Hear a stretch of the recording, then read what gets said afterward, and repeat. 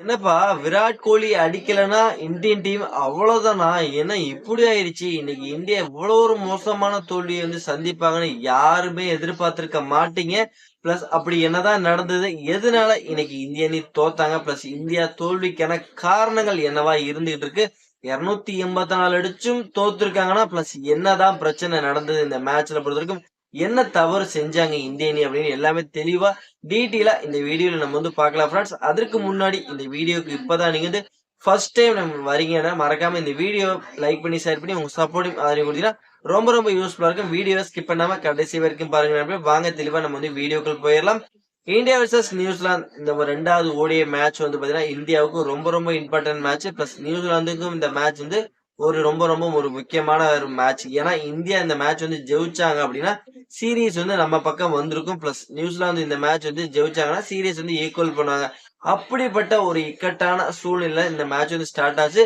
Toss win பண்ணி New Zealand நாங்க first Pavul பண்றோம் அப்படிங்கிற ஒரு டிசிஷனை எடுத்தாங்க. இந்தியா தான் பேட்டிங் பிடிக்க ஆரம்பிச்சாங்க.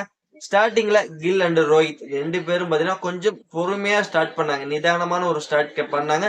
பிளஸ் அதுக்கப்புறம் ஒரு அதிரடி வேகம் இருந்ததுங்க. பிளஸ் கில்லும் சரி ரோஹித் சர்மா ரெண்டு பேருமே பாத்தீங்கன்னா ஒரு அதிரடியான ஒரு பர்ஃபார்மன்ஸ் கொடுக்க ஆரம்பிச்சாங்க.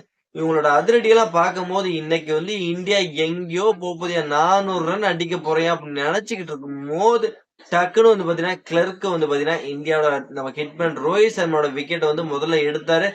அதுக்கப்புறம் கொஞ்ச நேரத்திலேயே சுப்பன் கில்லும் பாத்தீங்கன்னா அவரோட விக்கெட் இழக்கிறாரு. பிளஸ் அதுக்கப்புறம் ஸ்ரேயஸ் ஐயரும் பாத்தீங்கன்னா வந்த உடனே விக்கெட் இழக்கிறாரு. இந்த மாதிரி டக்கு டக்குன்னு ஒரு 3 விக்கெட் கொஞ்ச நேரத்திலேயே இந்திய அணி இழக்க ஆரம்பிச்சிடுறாங்க. பிளஸ் அதுக்கப்புறம் கிங் கோலியும் KL ராகுலும் ஒரு அருமையான ஒரு பார்ட்னர்ஷிப் போட்டு இந்திய அணியை எப்படியாவது ஓரளவுக்கு கொண்டு போயிருவாங்க. இன்னைக்கு 350 ரன் எப்படியாவது இவங்க அடிச்சிருவாங்க எதிர்பார்த்துக்கிட்டு இருக்கிற தருணத்துல மறுபடியும் கிளர்க்கு நம்ம கோலியோட விக்கெட்டை எடுத்துருவாரு, போல்ட் ஆக்கிடுவாரு. பிளஸ் அதுக்கப்புறம் இந்தியாவோட நம்பிக்கை அந்த இடத்துலயே சுக்குநூறா உடஞ்சதுன்னே சொல்லி ஆகணும். ஒரு பக்கத்து பாத்தீங்கன்னா KL ராகுல் நின்று நிதானமா பாத்தீங்கன்னா விளையாட ஆரம்பிக்கிறாரு. பிளஸ் அவருக்கு சப்போர்ட்டா ரவீந்திர ஜடேஜா ஓரளவுக்கு பக்கபலமா நின்று ஆடி கொடுத்தாரு. இருந்தாலும் பாத்தீங்கன்னா KL ராகுல ஒரு பக்கம் நிக்க வச்சுட்டு மத்தபடி இந்தியாவோட பேட்டிங் எல்லாம் நியூசிலாந்து பவுலர்கள் எடுக்க ஆரம்பிச்சாங்க.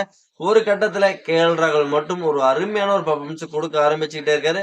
அது மட்டும் இல்லாம அவரு இன்னைக்கு ஒரு அருமையான 100 வேற பதிவு பண்ணது மட்டும் இல்லாம இந்திய அணிக்கு ஒரு டீசென்டான ஸ்கோரை கொண்டு போறதுக்கு ஒரு முக்கிய பங்கு இன்னைக்கு KL ராகுல் செஞ்சிருக்காருன்னு சொல்லும். பிளஸ் அவரு அந்த 100 அடிக்கல அப்படின்னா இன்னைக்கு இந்தியா இந்த 284 ரன் கூட இன்னைக்கு அடிச்சிருக்காது. இன்னமும் மட்டமான ஒரு ரன்ஸ் தான் அடிச்சிருக்கு இந்த மேட்சை பொறுத்த வரைக்கும். பிளஸ் ஓகே இந்தியா 284ங்கிற ஒரு டீசென்டான ஸ்கோர் அடிக்கிறதுக்கு KL ராகுல் உதவியால போனாங்க. ஓகே நியூசிலாந்து அணிக்கு டார்கெட் 285 பிளஸ் 285 அடிச்சா அந்த வெற்றி இலக்கோட ஆட ஆரம்பிச்ச நியூசிலாந்து அணி ஆரம்பத்திலேயே சொதப்பல். 2 ஓப்பனிங் பேட்ஸ்மேன் போன மேட்ச் சரியான ஸ்டார்ட் பண்ண இந்த மேட்ச் பாத்தீங்கன்னா ஒரு poor performance. Especially Devon Conway, Nicholls ரெண்டு பேரும் பாத்தீங்கன்னா ஒரு குயிக் செஷன்லயே அவங்களோட விக்கெட்டை இழக்கிறாங்க. 46 ரனுக்குலாம் 2 விக்கெட்டை இழந்து தத்தளிச்சிட்டு இருக்காங்க நியூசிலாந்து. அப்பாடா எப்ப சந்தோஷம்டா, ஒரு பெரும் மூச்சு, ஒரு பெரு நிம்மதியோட இந்திய ரசிகர்களும் சரி இந்தியாவோட பவுலிங் யூனிட் எல்லாருமே சந்தோஷமா இருக்குன்ற போது அப்பதான் ஒரு டேஞ்சரான ஒரு பார்ட்னர்ஷிப் அந்த இடத்துல பில்ட் பண்ண ஆரம்பிக்கிறாங்க. வில் யங், டேரில் மிச்சல் இவங்க ரெண்டு பேரும் பாத்தீங்கன்னா ஒரு அதிரடியான ஒரு பார்ட்னர்ஷிப் போட்ட ஆரம்பிச்சிட்டாங்க. பிளஸ் இந்தியாவோட bowling and spinner Ravindra Jadeja, Kuldeep Yadav, fast bowler எல்லாத்தையும் பாத்தீங்கன்னா போட்டு பொலன்னு பொழந்து கட்டிட்டாங்க. பிளஸ் இந்தியாவோட பவுலர் எந்த ஒரு பவுலராலையும் இவங்களோட விக்கெட்டை எடுக்க முடியாம திணற வச்சுட்டாங்க. அந்த அளவுக்கு ஒரு தரமான பர்ஃபார்மன்ஸ் ரெண்டு பேரும் கொடுத்ததுனால பாத்தீங்கன்னா ஸ்கோர் எங்கேயோ இந்த ஸ்கோரை அழகா எடுத்துட்டு போக ஆரம்பிச்சாங்க. ஒரு கட்டத்துல வில் யங்கோட விக்கெட் எடுத்தாரு குல்தீப் யாதவ். பிளஸ் அது எடுத்து ஒரு யூஸும் இல்லை. ஏன்னா வெற்றியோட முனையில போய் நின்ட்டாங்க நியூசிலாந்து பொறுத்த வரைக்கும். ஒரு கட்டத்துல வில் யங் 80 ரன்னுக்கு மேல அவரோட விக்கெட்டை இழந்தாலும் பிளஸ் டேரில் மிச்சில் நான் இருக்கேன்ப்பா அவர் கேம் அசால்ட்டா எடுத்துட்டு போக ஆரம்பிச்சாரு. பிளஸ் கடைசி வரைக்கும் நின்னாரு. அவர் அருமையான 100 பதிவு பண்ணாரு. நாட் அவுட் பேட்ஸ்மேனா இருந்தது மட்டும் இல்லாம 15 பால் மிச்சம் இருக்கும்போதே இந்த மேட்ச் வந்து டேரில் மிச்சல் வந்து முடிச்சு கொடுத்தாருன்னு சொல்லும். பிளஸ் இந்த வெற்றி வந்து பாத்தீங்கன்னா, இந்த வெற்றி அவங்களுக்கு ஒரு ரொம்ப ரொம்ப முக்கியமான ஒரு வெற்றி அமைஞ்சு போச்சு. ஏன்னா, இந்த வெற்றி பெற்றதுனால வந்து பாத்தீங்கன்னா, சீரிஸை இப்ப வந்து 1க்கு 1ன்னு ஈக்குவல் பண்ணிட்டாங்க. இந்த மேட்ச் வந்து 7 விக்கெட் வித்தியாசத்துல ஜெயிச்சதுனால அவங்க வந்து இந்த சீரிஸ 1க்கு 1 ஈக்குவல் பண்ணிட்டாங்க. இன்னைக்கு இருக்கக்கூடிய ஒரே ஒரு ஓடிஐ மட்டும் தான் இருக்கு. 3வது ஓடிஐ வர ஞாயிற்றுக்கிழமை இந்தூர்ல விளையாட போறாங்க. பிளஸ் அந்த ஓடிஐ ஒரு சீரியஸோட டிசைடர் மேட்சா இருக்க போது. பிளஸ் அந்த ஒரு சீரியஸ் டிசைடட் மேட்ச்ல யாரு ஜெயிக்க போறாங்க அப்படிங்கறத மறக்காம நம்மளோட கமெண்ட் செக்ஷன்ல மறக்காம கமெண்ட் பண்ணிருங்க. அது மட்டும் இல்லாம இந்திய அணி இந்த மேட்ச் தோல்வி அடைந்ததுக்கான காரணம் என்னன்னு நீங்க நினைக்கிறீங்க அப்படின்னா, என்ன பொறுத்த வரைக்கும் பாத்தீங்கன்னா, ஃபீல்டிங் ஃபர்ஸ்ட் ஒரு மிஸ்டேக்னு நான் சொல்லுவேன். ஃபர்ஸ்ட் ஃபீல்டிங்ல நம்ம இந்த மிஸ்டேக் பண்ணணும். எஸ்பெஷலி அவங்க ஃபீல்டிங்ல நிறைய பவுண்டரிஸ் வந்து உளுந்து டைவ் பண்ணிலாம் உளுந்து நிறைய பவுண்டரிஸ் வந்து தடுத்தாங்க. ஆனா நம்ம ஆளுங்க நிறைய கேட்ச் வந்து டிரா பண்ணாங்க. பிளஸ் இது இந்தியாவுக்கு பெரிய ஒரு மைனஸ்ன்னு சொல்லுவேன். அது மட்டும் இல்லாம 2வது என்ன நம்ம பண்ண தவறு அப்படின்னு பார்த்தா, நம்ம வந்து விராட் கோலியை நம்பியே இருக்கிற மாதிரி எனக்கு என்னமோ தெரியுது. கில இந்த மேட்ச் வந்து கேஎல் ராகுல் மட்டும் அடிக்கலன்னு வச்சுங்க, இந்த அளவுக்கு கூட ஸ்கோர் வந்திருக்காது. மத்தபடி எந்த ஒரு பேட்டரும் எதுவும் பெரிய லெவல்ல பெர்ஃபார்மன்ஸ் பண்ண மாதிரி தெரியல இந்த மேட்ச பொறுத்தவரைக்கும். பிளஸ் செம்மையான ஒரு பாட்டா விக்கெட், சரியான ஒரு பேட்டிங் விக்கெட்டுங்க. இந்த பேட்டிங் விக்கெட்ல போயிட்டு இந்த அளவுக்கு ஒரு கம்மியான ஸ்கோர் அடிச்சா ஒண்ணுமே பண்ண முடியாது. ஏன்னா இந்த பிச்சை பொறுத்த வரைக்கும் பாத்தீங்கன்னா 350 பிளஸ் ரன்ஸ் அடிச்சா மட்டும்தான் வந்து பாத்தீங்கன்னா இங்க ஃபர்ஸ்ட் பேட்டிங் பிடிச்சி வின்னே பண்ண முடியும். இல்ல அப்படின்னா இந்த மாதிரி ஒரு தோல்விதான் தழுவ முடியுங்கிறது இது ஒரு உதாரணமாவே ஆயிருச்சு. ஏன்னா சேஸ் பண்ற டீமுக்கு வந்து பாத்தீங்கன்னா ரொம்ப ரொம்ப அட்வான்டேஜா இருக்கும். பிளஸ் பொறுமையா நின்று விளையாண்டு அழகா ஸ்கோரை எடுத்துட்டு போயிட்டாங்க. நீங்க நியூசிலாந்து பொறுத்த வரைக்கும் அதிரடியா விளையாண்டு அவங்களோட விக்கெட்டை லூஸ் பண்ணாம பொறுமையா கம்மியான ஸ்கோர் தான், நல்ல பேட்டிங் விக்கெட் பொறுமையா விளையாண்டா போதியா ஈஸியா ஜெயிச்சுட்டு போயிடலாம் அப்படின்ட்டு அசால்ட்டா பொறுமையா விளையாண்டு இந்த மேட்ச் வந்து இழுத்து பிடிச்சி ஜெயிச்சுட்டு போயிட்டாங்க. அதுலயும் அவங்களோட டேரில் மிச்சல் நம்பர் 3 ஓடிஐல நம்பர் 3 பேட்ஸ்மேன் அப்படிங்கிறது மீண்டும் மீண்டும் நிரூபிச்சிட்டு இருக்காரு.